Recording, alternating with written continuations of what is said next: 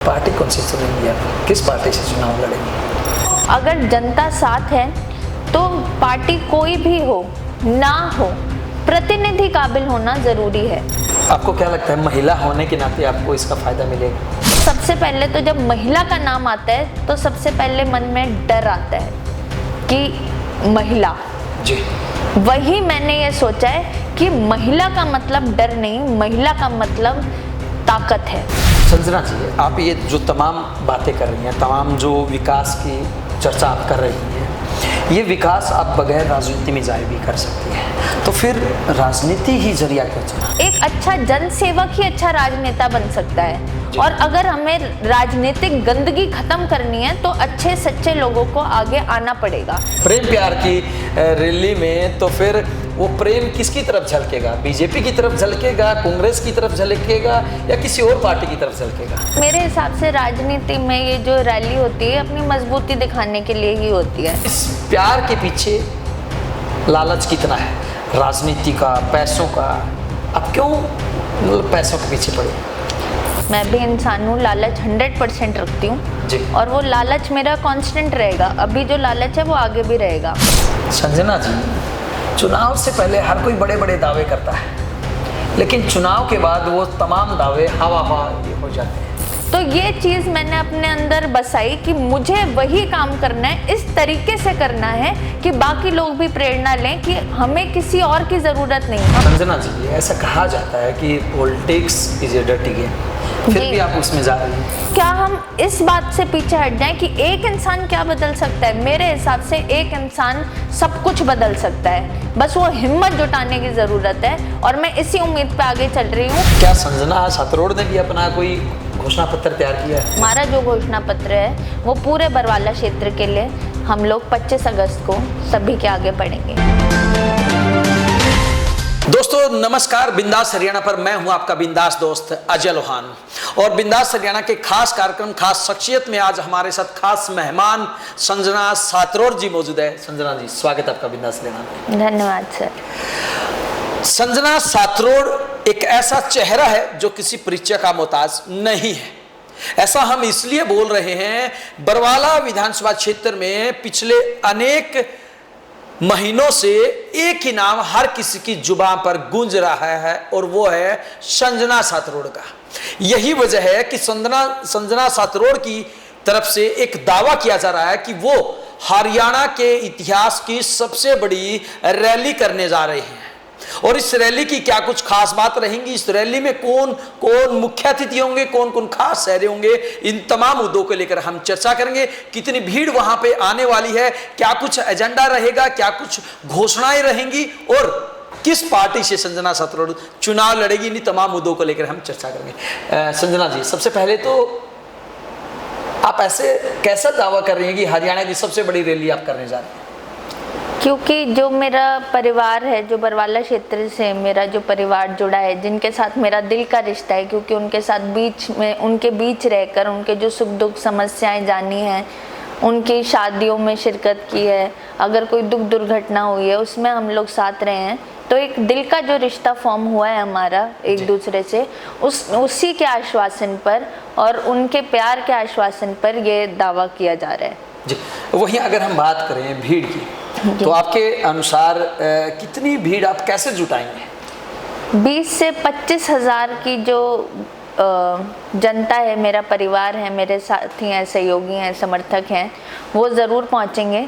और इसका अंदाज़ा इसलिए लगा सकते हैं क्योंकि 170 से अधिक बसेस जी, 300 से अधिक क्रूज़र गाड़ियाँ जी, 200 से अधिक छोटे वाहन जी, और 100 से अधिक ट्रैक्टर, जिसमें महिलाओं का अलग योगदान रहेगा, और जो छोटे व्हीकल्स हैं जैसे कि मोटरसाइकिल, साइकिल और जो पैदल यात्री हैं वो अलग। जी, मतलब कि पहली बार ऐसा देखने को मिलेगा कि बरवाला की सड़कों पर महिलाएं ट्रैक्टर चलाती हुई नजर आएंगी। बिल्कुल। संजना को इतना डर क्यों है, क्यों इतनी भीड़ दिखाना चाहती है? ये डर नहीं, ये मजबूती है। ये उन सब लोगों को ये चुनौती है या उन सब लोगों को ये एक तरीके से उन सब लोगों को एक सिग्नल है कि मेरा परिवार मेरे साथ है। और मेरे हिसाब से राजनीति में ये जो रैली होती है अपनी मजबूती दिखाने के लिए ही होती है। और जब मेरा मजबूती दिखाने के लिए मेरे सभी बुजुर्ग, मेरी मातृशक्ति, युवा साथी, छोटे बच्चे उधर पहुंचेंगे तो ये प्रेम प्यार की रैली है, ये और कुछ नहीं है। जी, प्रेम प्यार की रैली में तो फिर वो प्रेम किसकी तरफ झलकेगा? बीजेपी की तरफ झलकेगा, कांग्रेस की तरफ झलकेगा या किसी और पार्टी की तरफ झलकेगा? मैं बचपन से देशभक्त रही हूँ और हमारा जो देश है वो लोकतंत्र है। लोकतंत्र में जनता का शासन है और जनता के लिए जो मेरा प्रेम है, समाज सेवक मैं अपने आप को बचपन से कहती हूँ क्योंकि मेरे जीवन का मकसद यही है जी। तो जब मेरा समाज, इंसानियत का समाज मेरे साथ है तो फिर वो उन्हीं को आपसदारी, भाईचारा, अपनापन और मजबूती है। संजना जी, आप विदेश में शिक्षा ग्रहण करके आई हैं और विदेश में आमतौर पे लोग विदेशों में जाने के लिए पागल हुए जा रहे हैं और आप विदेश को छोड़ के आप भारत में आ गए और वो भी बरवाला जैसे विधानसभा क्षेत्र में। जी, मेरा मानना ये है कि मैं लंदन गई क्यों थी, पहले तो ये बात आपको बतानी ज़रूरी है जी। लंदन मैं इसलिए गई थी क्योंकि हमारे जितने स्वतंत्रता सेनानी हैं, जो रिफॉर्मर्स रहे हैं, जिन्होंने हमारे देश को आकार दिया है, हमारा संविधान दिया है या हमें आज़ादी दिलाई है, वो ज़्यादातर थे वकील थे और उन्होंने अपनी वकालत की पढ़ाई लंदन से करी थी। तो एक जिद थी मन में कि जैसे वो लंदन पढ़ के आए थे मैं भी पढ़ के आऊँगी और जो क्रांति उन्होंने 78 साल पहले करी थी वो मैं भी करूँगी। और जो अब हमारा जो संविधान है मैं उसको अपने धर्म की किताब मानती हूँ क्योंकि वो ऐसा लिखित दस्तावेज है जो वक्त के साथ बदलता है, लेकिन एक चीज़ जो उसमें नहीं बदलती वो है उसका बेसिक स्ट्रक्चर, जो उसको कभी नष्ट नहीं होने देगा, ख़त्म नहीं होने देगा। तो वो हमारी रीढ़ की हड्डी जो है उसको और मजबूती देने का काम मैं अपना कर्तव्य समझती हूँ। संजना सातरोड डरते किससे? भगवान से। भगवान से और इस बात से कि मैं किसी को किसी भी तरीके से अपने एक्शंस की वजह से कभी हर्ट ना करूं, क्योंकि मेरा मानना यह है कि मेरे से जितने लोग जुड़े हैं वो उस उम्मीद पे, उस आश्वासन पे जुड़े हैं कि मैं उनको वो सारे काम करके दूंगी जिनका मैं दावा करती हूँ। और इसी बात से मैं डरती हूँ कि मैं जल्द से जल्द उन तक वो सारी बातें पहुँचाऊँ, क्योंकि मैं कर्मों में विश्वास रखने वाली हूँ, भगवान से डरने वाली हूँ। तो मैं वही बातें अपने मुँह से निकालती हूँ जो मैं कर सकूँ। जी, आम तौर पे अगर हम बात करें विदेश में, किसी भी देश में जाने की, तो लोग ज़मीनें तक बेचने के लिए तैयार हैं। लेकिन ये शख्स जो अभी आप मेरे साथ देख पा रहे हैं बिंदास हरियाणा की स्क्रीन पर, ये है संजना सातरोड, जिन्होंने लंदन से पढ़ाई की है। और लंदन से पढ़ाई करना हर किसी का सपना होता है, लेकिन वो सपना कभी शायद ही पूरा हो पाता है। लेकिन इनको जिद है, इनके मन में एक टीस है, इनके मन में जनता के प्रति वो प्यार है जो इनको बार बार हिसार के बरवाला विधानसभा क्षेत्र में खींच लाता है। अब इस प्यार के पीछे लालच कितना है, राजनीति का, पैसों का, अब क्यों पैसों के पीछे पड़े? मेरे पास भगवान का दिया हुआ सब कुछ है। साधन संपन्न परिवार में जन्म हुआ, साधन संपन्न परिवार में ब्याही गई, तो मुझे ऐसा लगता है अगर भगवान ने मुझे हर एक चीज़ से नवाजा है तो अब मेरा कर्तव्य है भगवान की बनाई हुई और चीज़ों की तरफ, मेरे समाज की तरफ, इंसानियत के समाज की तरफ जी। मैं अगर पैसे की बात करें तो मुझे जो सैलरी भी मिलेगी हर महीने मैं लिखित दूंगी और पारदर्शिता रहेगी पूरे क्षेत्र में कि हर महीने की सैलरी किसी ना किसी ग्राम पंचायत या वार्ड में दी जाएगी और निर्माण कार्यों के लिए दी जाएगी। और सभी हर महीने पता होगा कि इस महीने की सैलरी जुगलान गांव में गई है, इस काम के लिए गई है, और ये पूरे क्षेत्र में पता रहेगा। और ये पहले दिन से जो हमारी तीर्थ रथ जो बस चल रही है उस पर भी हमने लिख कर दिया हुआ है। और आगे जब हम शपथ ग्रहण भी करेंगे तब भी ये चीज़ सबके सामने लिखित भी देंगे, बोलेंगे भी कि मेरे घर में कोई सरकारी पैसा नहीं आएगा। अगर भगवान का दिया हुआ सब कुछ है तो जो जनता का हक है वो सब उनके पास ही जाएगा। देखिए, संजना सातरोड की तरफ से एक बहुत बड़ा ऐलान किया गया है कि वो अगर विधानसभा में जाती हैं, जनता उनको विधायक चुनती है, तो वो पाई पाई का हिसाब जनता को देगी। और इससे भी एक कदम आगे, अपनी पूरी कमाई, हर महीने की जो कमाई होगी, हर महीने की जो पैसे मिलेंगे विधायक के तौर पे, विधायिका के तौर पे, वो सारे के सारे विकास कार्यों में खर्च करेगी जी। लेकिन संजना जी, चुनाव से पहले हर कोई बड़े बड़े दावे करता है, लेकिन चुनाव के बाद वो तमाम दावे हवा हो जाते हैं।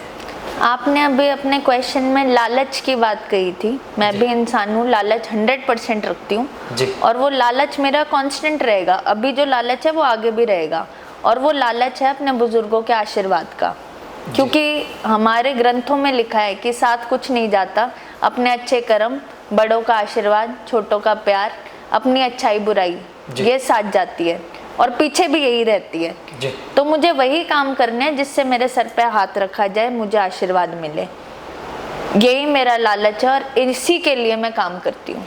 संजना जी, आप दिखावे में भी विश्वास करती हैं? जैसे मैं अभी पीछे देख पा रहा हूँ, तमाम जो देश के सैनिक हैं या जिन्होंने देश को आज़ादी दिलाई है, वो चाहे संविधान लिखने की बात हो, तमाम लोग आपके यहाँ पे तस्वीरों में देखे जा सकते। ये दिखावा मैं गर्व से करती हूँ, ये दिखावा मैं गर्व से करती हूँ कि मेरे जो आइडल्स हैं, मेरे जो हीरो हैं, जिनके पद चिन्हों पे चल के मैंने अपने जीवन की जो राह है वो चुनी है, उनके लिए अगर मैं फक्र से उनको हर जगह दर्शाऊं, हर जगह उनकी फ़ोटो लगाऊं, उनको पूजूं, उनके बारे में बताऊं, तो ये मैं अपना कर्तव्य समझती हूँ, और मुझे बहुत फक्र है इस दिखावे पे।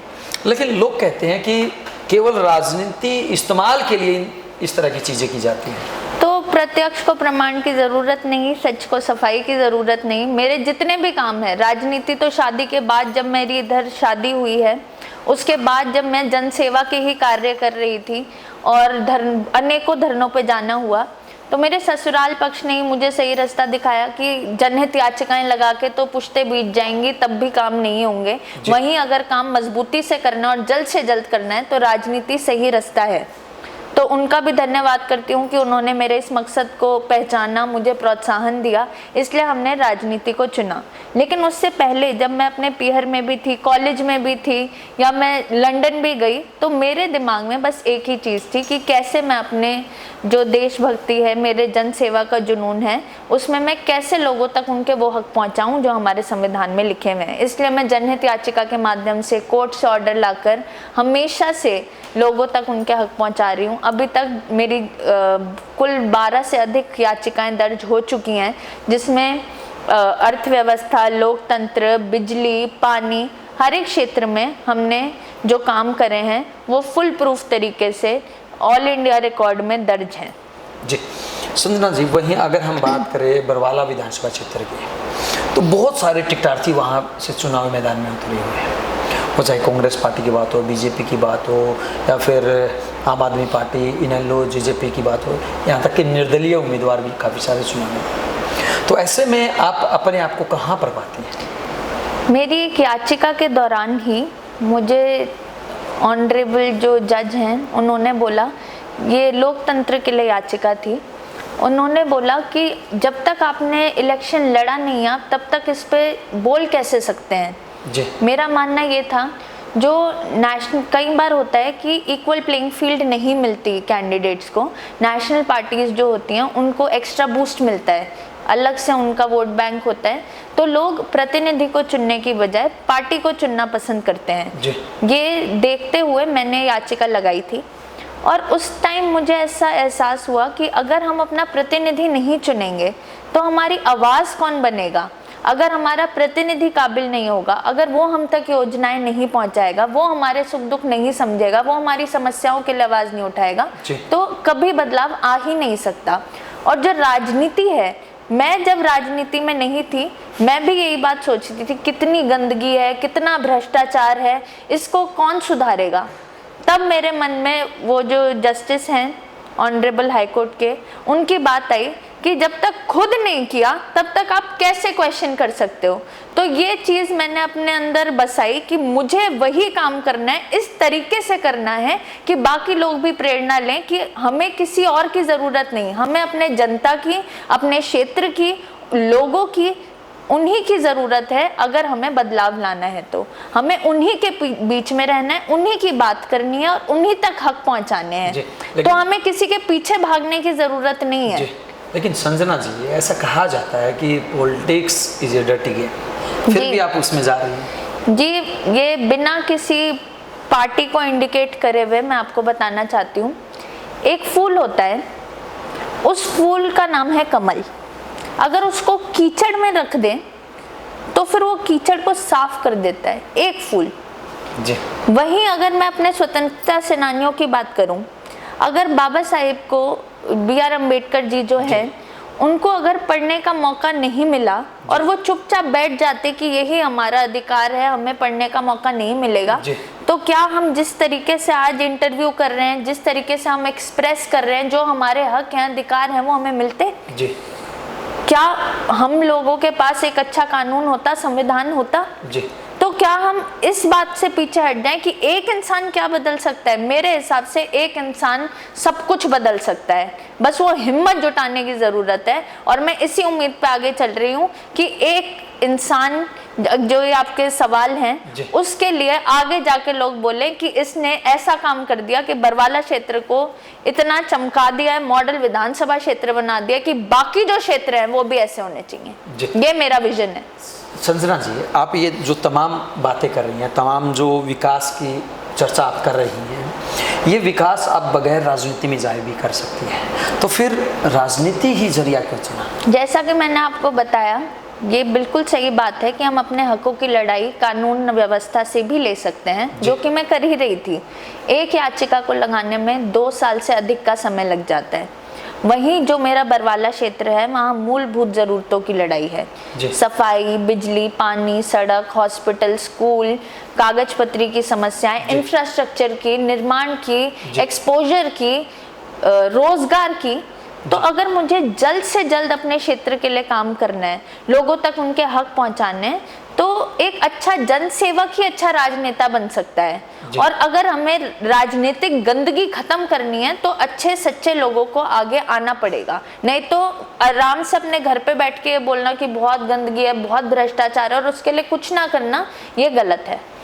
संजना जी, पूरा बरवाला विधानसभा क्षेत्र ये जानना चाहता है कि पार्टी कौन सी चुनेंगी आप, किस पार्टी से चुनाव लड़ेंगी? जी, मेरा मानना ये है, जैसे मैंने आपको पहले भी बताया था, कि एमएलए का जो चुनाव है वो जनता के जीवन पे सीधा असर रखता है जी।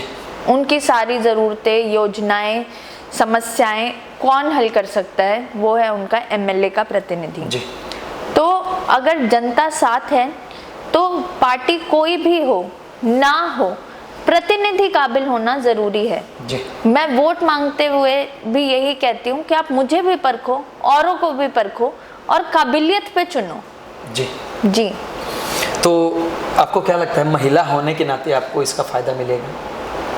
जी, मेरा मानना यह है, अगर आपने महिला की बात करी है तो अगर आप आजकल का अगर आप न्यूज़ देख रहे हैं, ऑब्वियसली आप देख रहे होंगे, मैंने कोलकाता की जो बहन के साथ हुआ वो मैं पढ़ रही थी, उसी टाइम मेरे पास फ़ोन